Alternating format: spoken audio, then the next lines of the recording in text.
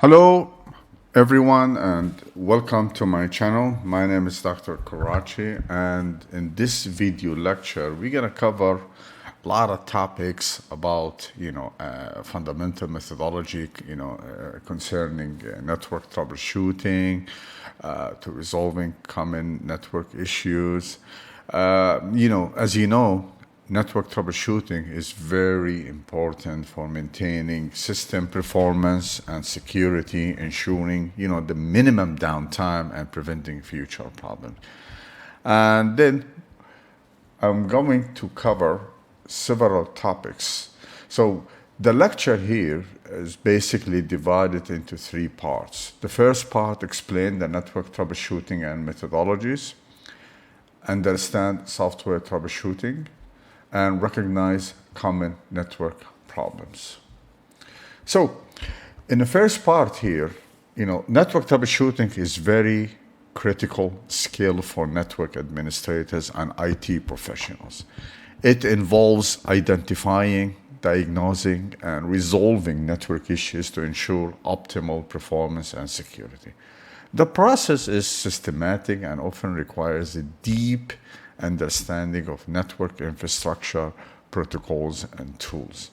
So, as you know, having an effective troubleshooting can minimize the downtime and prevent future issues here. So, we're going to start, first of all, by understanding, the steps and the procedure. Number one, identify the problem. So basically, you need to gather information from logs, error messages, and even user reports to pinpoint the issue. Number two, for establish a theory of proper cause, you have to use your logical reasoning to hypothesize potential causes based on the symptoms. You need to test the theory here. Okay, so you need to confirm or refute your hypothesis by testing it. You need to establish a plan of action, by developing a plan to resolve the issue with a minimum disruption. You need to implement the solution, okay, which means that the plan you put it together, you need to execute it to fix the problem. You need to verify the system functionality, which, to ensure that the solution works and the system operates correctly. And finally, which is a very important step, document findings, means that you need to report the issue, the solution, and any lessons learned for future reference, so it can be used by other technicians in the future. Now, for identifying the problem here, the first step is in the troubleshooting process is to establish precisely what is the problem. So let me elaborate a little bit here. Identifying the problem is the first and the most crucial step in troubleshooting process. It requires a solid understanding of the operating system you use. Like, for example, like if you have Windows environment, you need to have very good understanding of how the Windows servers or Windows workstation works. You need to have excellent communication skills, so you could interact effectively with users, by understanding their concern, what issues they are, encountering, and you should have patience to gather all necessary information. You cannot rush into this process here. Now, you can also obtain information from three key sources. The computer in the forms of logs and error messages.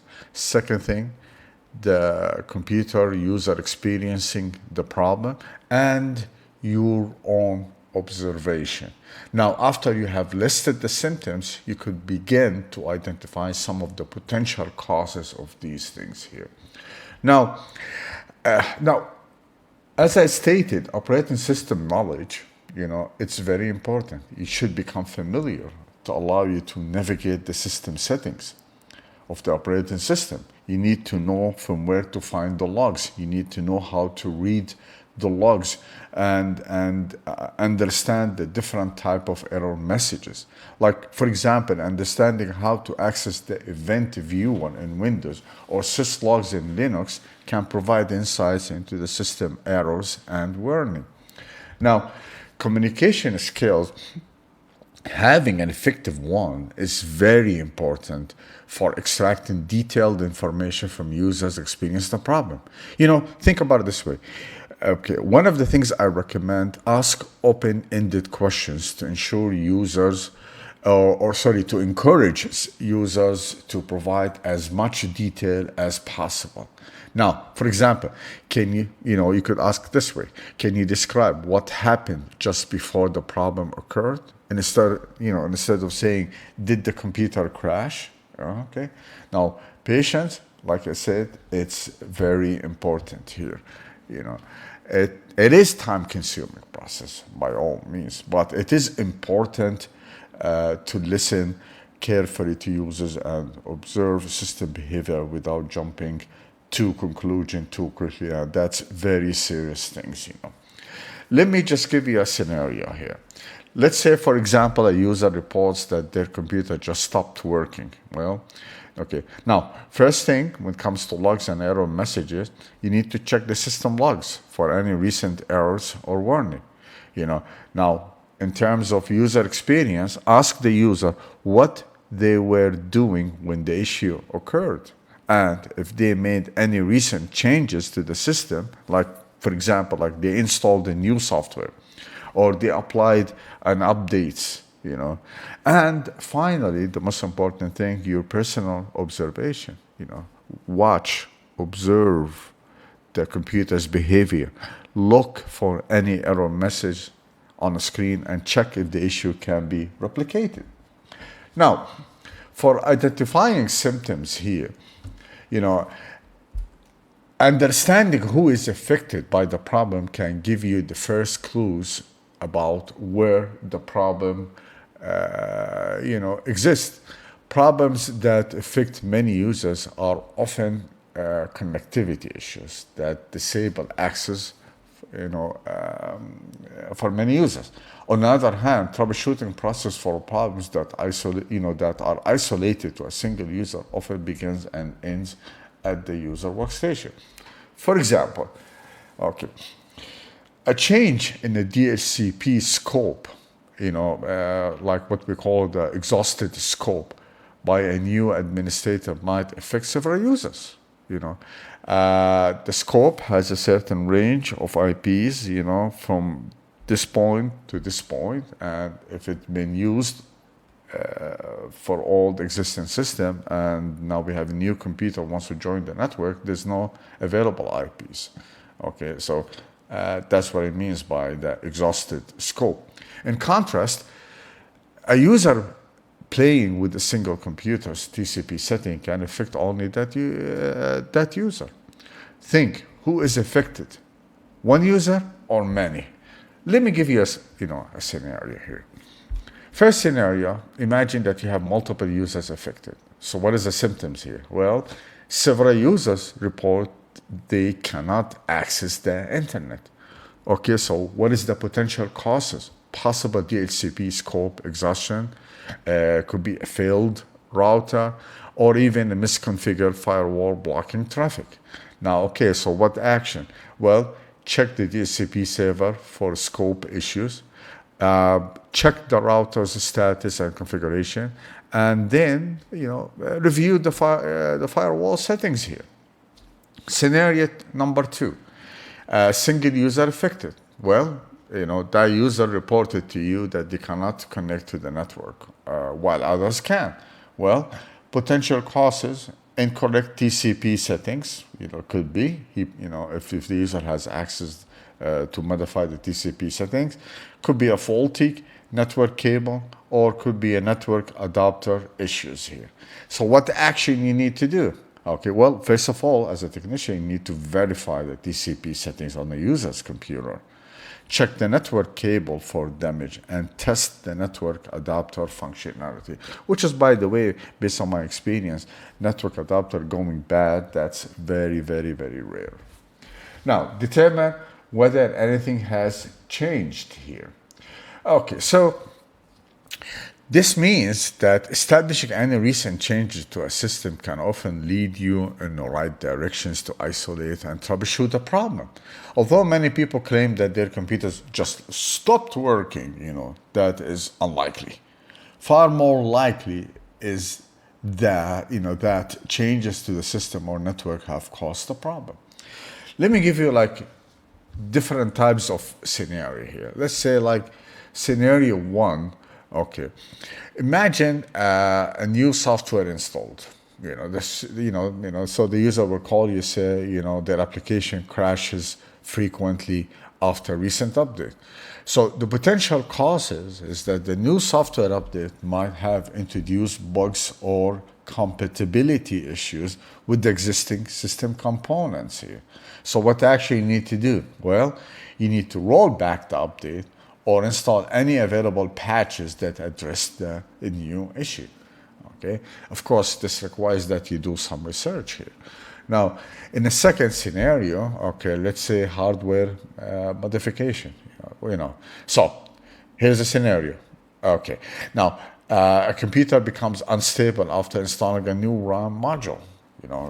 There's a lot of people, they would like to upgrade their own RAM. They buy RAM from different vendors and install it on the computer, without knowing that this RAM is compatible or not with the motherboard. So the new RAM might be incompatible with existing hardware or incorrectly installed. So then in this case, you need to verify the compatibility of the RAM, ensure it is properly seated, and run memory diagnostics. Let me also give you another possible scenario. Let's say network configuration change. Symptoms. You have right now, you get a call, there are multiple users report that they cannot access the network after a new firewall rule was implemented. Now, the potential causes, the new firewall rule might be blocking essential network traffic. Action? Well, review and adjust the firewall rules to ensure necessary traffic is allowed. Now, let's look at duplicate the problem if possible here. Now, every problem has a cause, and determine the cause of a problem is the key to preventing it from happening again. The main reason for duplicating the problem should be to verify that you have indeed found the cause.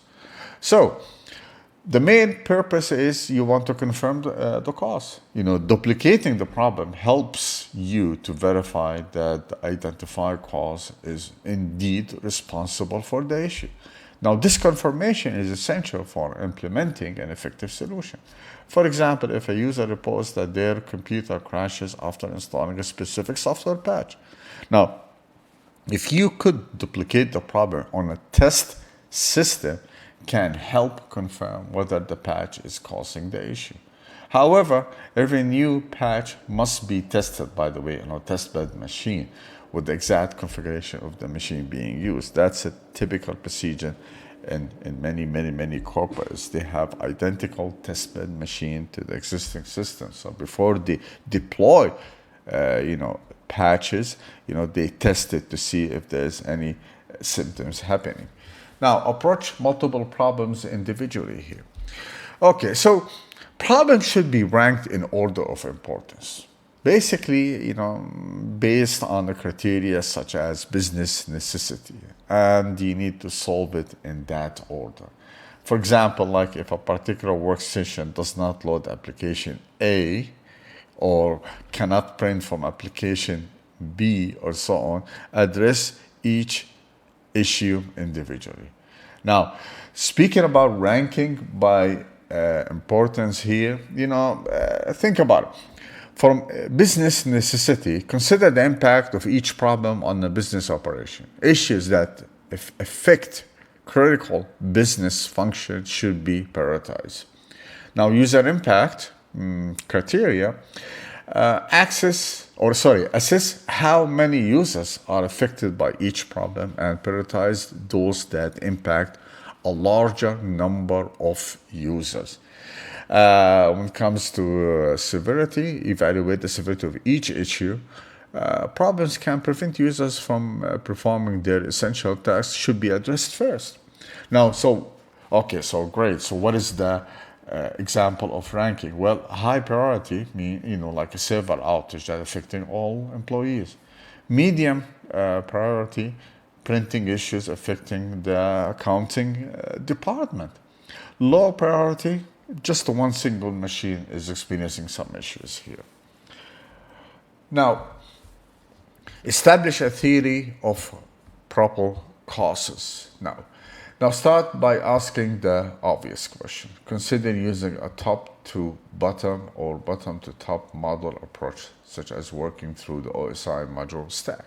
Okay, so when you look for a proper cause, it is often best to look at the easiest solution first and then work from there.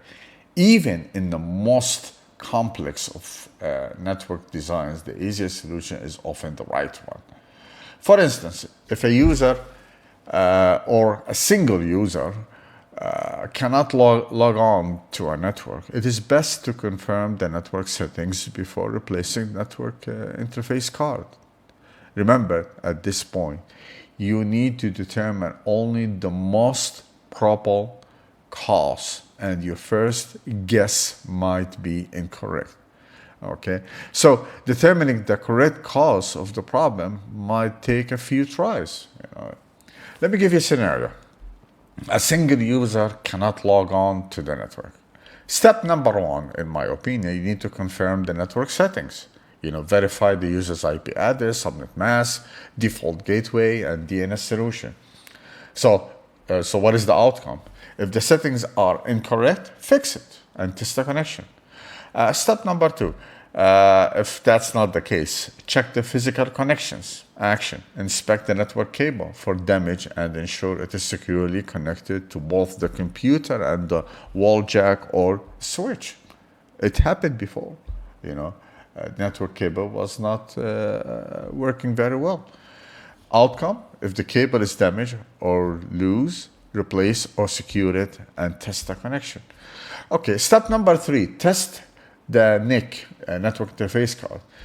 Actions, check the network status in the device manager and run the agnostic test if it's available.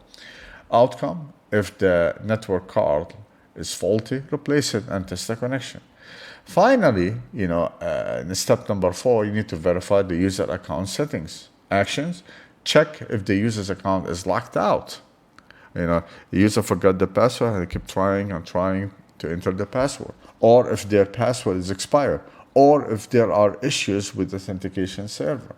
So obviously you need to resolve any account issues and test the connection.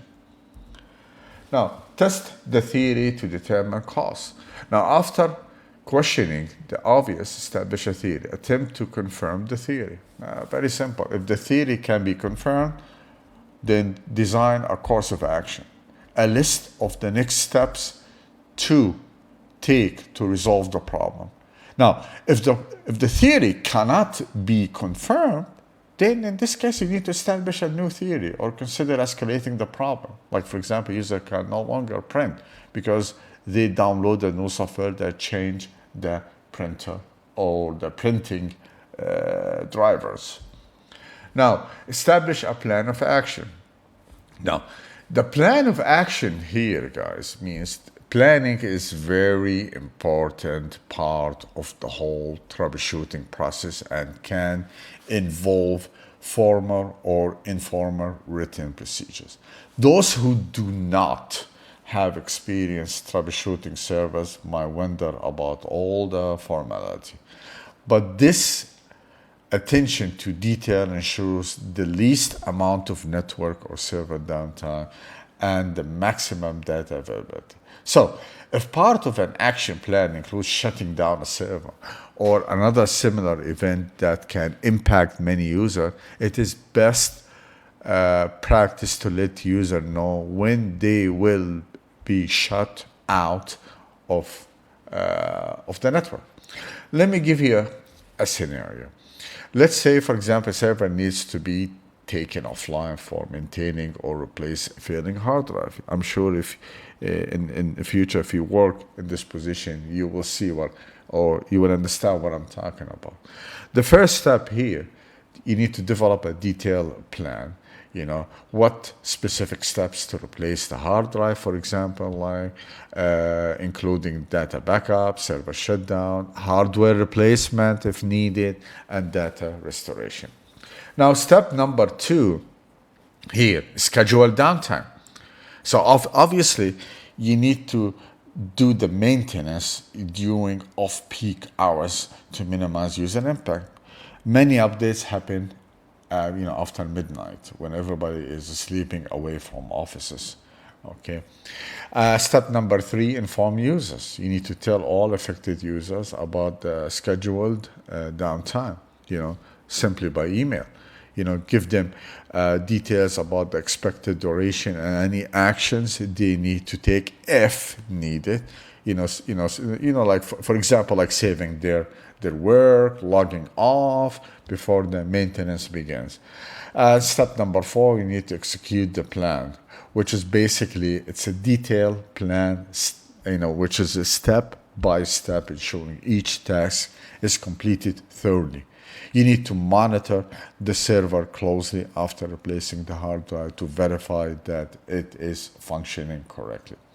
Now, in step number 5, post-maintenance review, after the server is back online, review the process to identify any issues encountered and document lessons learned to improve future maintenance plan here. Now, implement the solution or escalate. Okay, so the testing process is not always easy. Let's put it this way here. Now, in this process here, okay, changes made to an application or to databases you are unfamiliar with are more difficult to test. It might be necessary to have people who are familiar, for example, like with a certain database or application, run the test with you in attendance. Keep in mind that you will never work alone. You'll be working in a team here. So let me just give you a quick scenario. Let's say, for example, like users report that critical application crashes, sometimes after a recent update. Now, step number 1, you need to implement the solution. The solution could be like revert the application to the previous version and apply any available patches that address the crash issue. Of course, you're expected to do testing here. You need to do a thorough testing to ensure the application runs smoothly and the crashes no longer occur. Now, step number 2, you need to involve an expert in this particular application, or you might end up involving an application vendor support team or somebody in-house who is specialist to help you with the testing and provide insights into any underlying issues. Step number 3, okay, escalate if necessary. If the application continues to crash, which is something none of us wants to see, despite reverting and patching, escalate the issue to a software vendor or a senior application engineer for in-depth analysis and resolution. So, best practices, in my opinion, during all this process, you need to document the process. Keep detailed records of the steps taken. Trust me, you need to write everything you have done. You might forget something, okay, especially when you're dealing with a complicated system. Okay, so that's something I stress on it a lot. Now, determine whether escalation is necessary. Sometimes problems fall outside the scope of your knowledge, which is normal, very, very normal. Knowing whom and what to refer to get information about a problem is crucial. Technical escalation procedures do not follow a specific set of rules, by the way. They vary, based on the organization and the situation to deal with. unless otherwise specified by the organization. Start with the closest help and work out from there. Talk with others, okay, on your IT team. Every IT professional has had different experiences, and sometimes else, and someone else might know about the issues at hand. So if you're struggling, notify a supervisor or head administrator, and do not. Okay, my advice to you when you encounter issues, if you cannot figure it out from the beginning, or after a certain period of time. When I'm saying certain period of time, not for very long, obviously, seek help. Don't just try and try and try and try. That's not good, because this will impact the business somehow. Seek help. Don't be shy to ask for help. Now, verify full system functionality. Now, everything done to the network can have a ripple effect and negatively affect another area of the network. Actions such as adding clients, like replacing switches and adding application can all have unforeseen results. Now, assume that the changes you make will affect the network, in some way, and realize that you have to figure out how. Now, let me just give you an example of effects of a changes. Imagine, replacing switches. When you replace or upgrading switches can impact the network's topology. Could impact the network flow and connectivity. It is important to ensure that the new switches are configured correctly and integrated smoothly into the network. For example, like if you want to, if you decided to upgrade to a higher capacity switch, you need to verify that all connections are properly established and that the switch's firmware and the settings are optimized for the network's requirement. Okay, let me give you another scenario. It's like adding application. Like let's say that you installed a new application. Adding new application can affect network resources. Like including bandwidth, server load, and storage capacity. It is important to test the impact of the new application on the network and make adjustment as needed. So for example, like if deploying a new cloud-based collaboration tool might increase internet traffic and require adjustment to bandwidth allocation and quality of service. Okay. Now, finally here, document finding, action, and outcomes and lesson. Documenting is very, very important, as any other troubleshooting procedure. Now, include critical information on such as when. Okay, so when, like what? Date and time. Example, you could write problem identified on, let's say, on June 12, 2024 at 10 a.m. Troubleshooting action performed between this time to this time. Issue resolved on the same day at, let's say, 1 p.m. Okay, why? Think about this. Okay, why? Well, the reason for the fix. Example, users were unable to access the company's email server due to a suspected network configuration issue.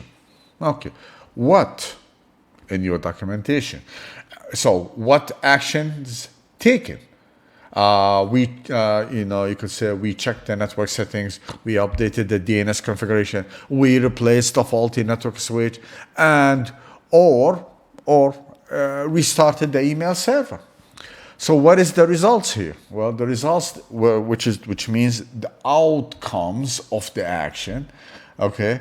Example, you could say after updating the DNS configuration and replacing the network switch, users were able to access the email server without any issues. Network performance improved, and no further problems were reported. Great. Now, who here? Which person was involved in this? Like you could say troubleshooting performed by John, the network admin, and Jane, the IT support specialist.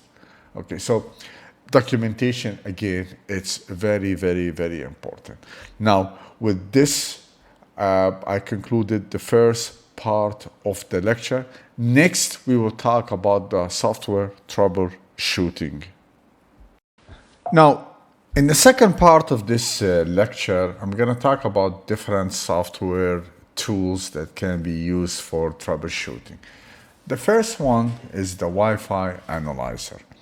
Yeah, it's basically very important tool to help you diagnosing wireless network issues. You know, it helps you in finding the best location for access points and selecting the best channel to minimize interference. You can also, some of them, they give you an option to create like heat maps showing the wireless network coverage, access points, including the fake ones, and security settings as well. And this basically used by a lot of people who specialize in setting up the Wi-Fi network. Now, many of you is aware of the bandwidth speed tester. Like you could see here, for example, like it measured the connection speed to determine if it meets the promised rate from the ISP. Now, these testers are very useful for verifying the performance of the internet connections. They measure the upload-download speeds, helping users determine if they are getting the service they pay for. Okay, so that's one of the tools. I always use it to test my internet connection. I just want to make sure I'm getting what I'm paying for. Another one, there's a port scanner. Okay, so these port scanners are essential for assessing the network security. Many network administrators, they use it to identify which ports are open and listening for connection, which could be potential entry points for attackers, like especially if there are certain ports are not supposed to be open.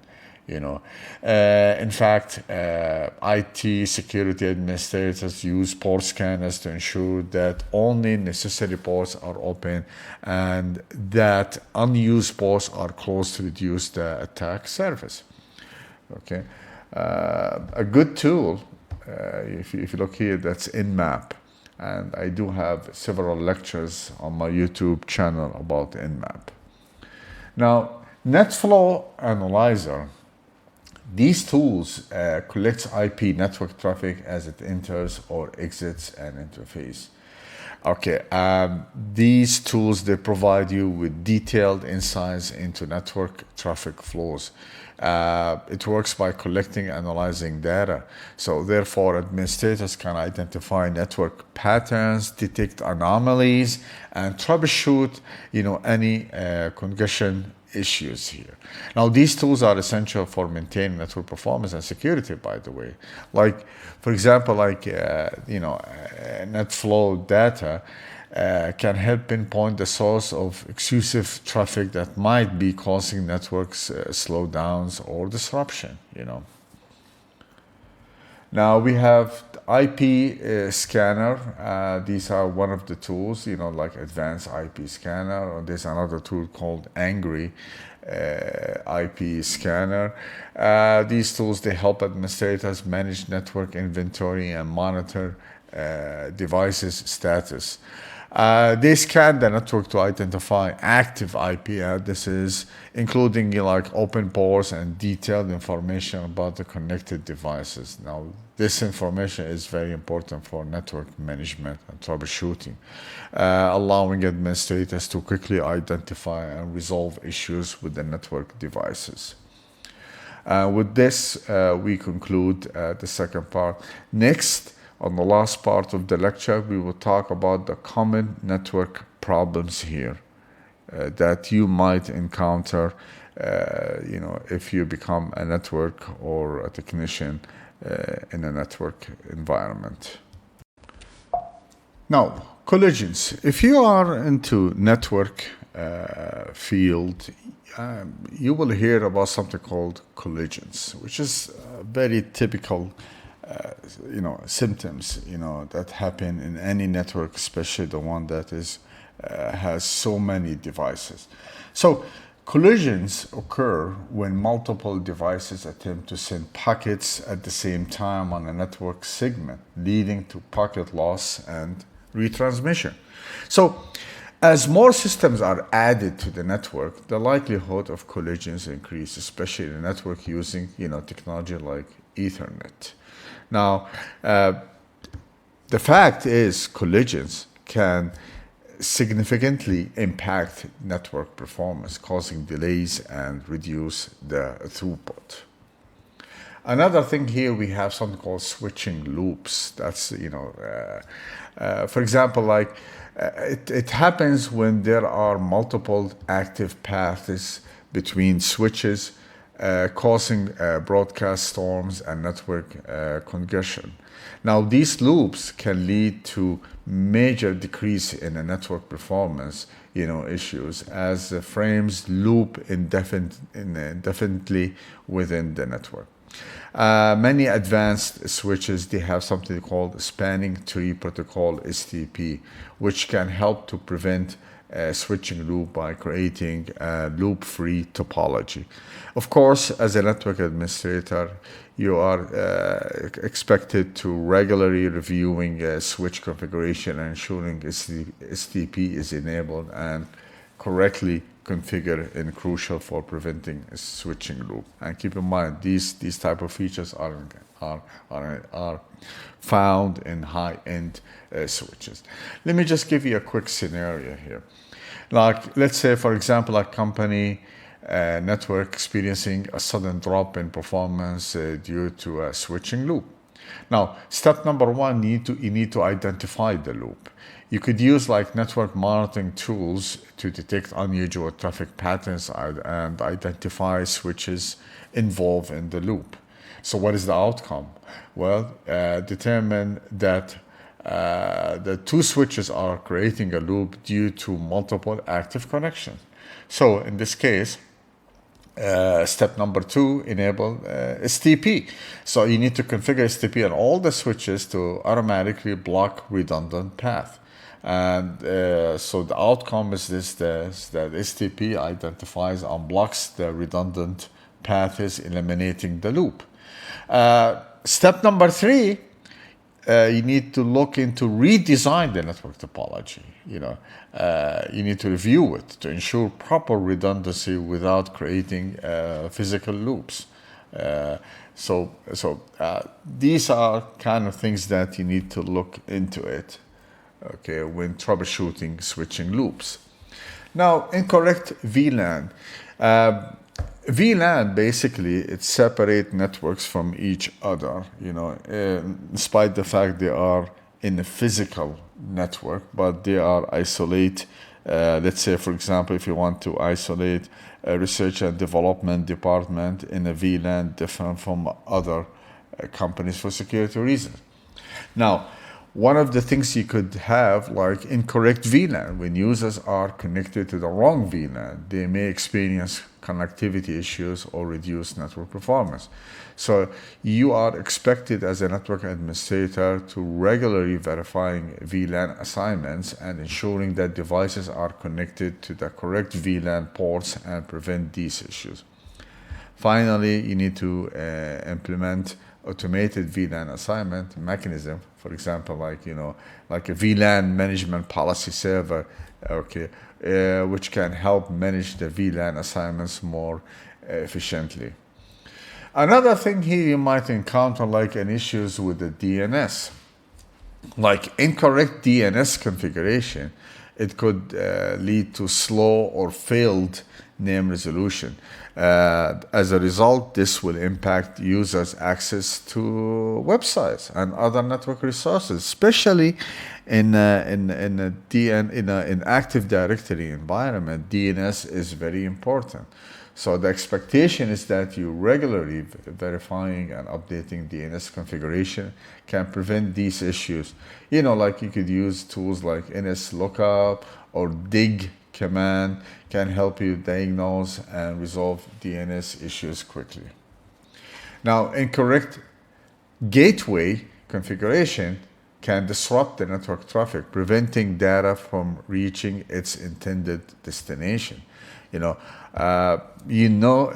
should regularly verify the gateway settings and use tools like ping and traceroute to test connectivity can help ensure correct gateway and configuration. Now, dynamic routing protocols can also help maintain accurate gateway information automatically. Okay, another thing that incorrect subnet mask can lead to misrouted traffic and connectivity issue. So ensuring that subnet masks are correctly configured and match the network's actual segmentation is essential for proper network operation. Using subnet calculators and regularly reviewing network configuration can help maintain accurate subnet mask, or you could use dynamic HCP, so it can, based on your scope configuration, you could assign the proper gateway, the proper subnet mask, and the proper IPs, to this segment of the network. Rogue DHCP server, yeah, it is. It could happen. This can provide malicious configuration, leading to security vulnerability and network disruption. It happened before that in one of the sites that somebody, switch on their own DHCP server, okay, and which caused some users to get an IP address from this rogue DHCP server, and of course, as a result, they could not access the internet or the file server, so they were down. So we had to search for this type of attack, and we have also taken care of it. So the bottom line, you need to ensure that only authorized DHCP servers are active on your network. It's very important for maintaining network security. Now, DHCP scope exhaustion, okay, now can prevent new devices from obtaining IP addresses, disrupting network communication. So if that happens, you need to go into your DHCP server and increase the scope, or reducing the lease times can mitigate this issue. Of course, as a network administrator, you need to regularly monitoring and the DHCP scope usage and adjusting configuration as needed to ensure that enough IP addresses are being allocated to to all devices here. Now, block port services or addresses can disrupt network communication, by preventing necessary traffic from passing through. Of course, you are expected to regularly reviewing firewall configuration and ensuring that essential ports and services are allowed can prevent these issues. Imagine like if someone by mistake disabled or blocked HTTPS for 3 port, so users cannot access, in this case, HTTPS website, encrypted website. So obviously, some of the tools that I mentioned before, like port scanners, can help identify and resolve blocked ports or services here. Now, incorrect firewall settings, can either block essential ports, preventing necessary communication, or leaving unnecessary ports open, posing security risk. So if you are an IT security administrator, you're expected to regularly reviewing and updating the firewall configuration to align with the security policies on which ports to be open, which ports to be closed for maintaining network security. Every firewall has its own management tools that can help you automate and streamline the process of managing firewall settings. Now, unresponsive service can disrupt the network operation and impact user productivity. The first step in troubleshooting these type of issues here is whether it is overloaded or down or misconfigured. And in this case, if the service is overloaded, consider load balancing or increase capacity. If it's down, investigate the cause and take steps to bring it back online. If it's misconfigured, correct the configuration to restore functionality. Obviously, again, you need to regularly monitor and maintain to prevent service disruption as an IT system administrator here. Now, we have licensed feature issue. In many corporates, they have certain application with certain number of license. Now, if for some reason, like let's say for example, they have 50 license available for users, and if there is, and it's already been used by the users on the network. Let's say that user number 51 wants to access the service. The user will not be able to do that. So many, like I said, there are many network devices have features that require a license to be activated. And in this case, how to solve this? You need to purchase additional license from the vendor, and then follow their procedure. As a matter of fact, you should keep track of all license for application, and you keep track of the expiration dates, and renewing license as needed is very important for maintaining uninterrupted network operations here. And the last thing here is the hardware failure. Nobody likes to see hardware failure working, hard drive or SSD or the motherboard, or so troubleshooting hardware failures involve identifying and resolving issue with the network devices. Regularly baselining and monitoring network performance can help you detect hardware failure early. You need to, understanding the function and the configuration of the network devices is crucial for effective troubleshooting. Common hardware components, if you're a network administrator, can include like routers, switches, other network devices, each with its own set of potential failure symptoms and troubleshooting methods. One of the things we highly recommend implementing redundancy and regular maintenance can help minimize the impact of hardware failures on the network operation here. With this, we'll conclude the video lecture. I hope you find it useful, and I want to thank you so much for watching it. If you like it, please hit the like button and subscribe to my channel for more videos. Thank you again for watching.